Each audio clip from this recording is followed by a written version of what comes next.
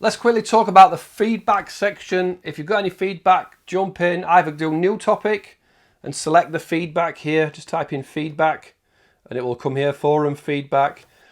Jump in the categories and look for the feedback section. It's not the support one, it's the feedback. Click new, make it feedback, the category feedback. What would it be? Feedback,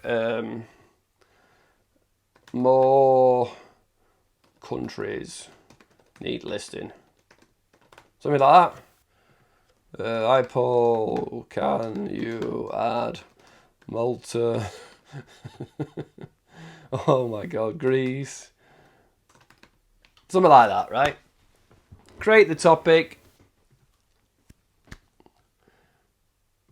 Admin, when I'm logged in, will see it. More countries listed in feedback. I'll reply to you. I will give, yep, I'm going to add it. I'm going to do that.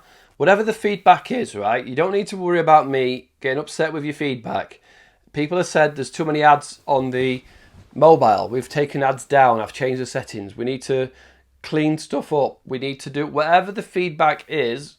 Feel free to hit me with it, right? What else has there been?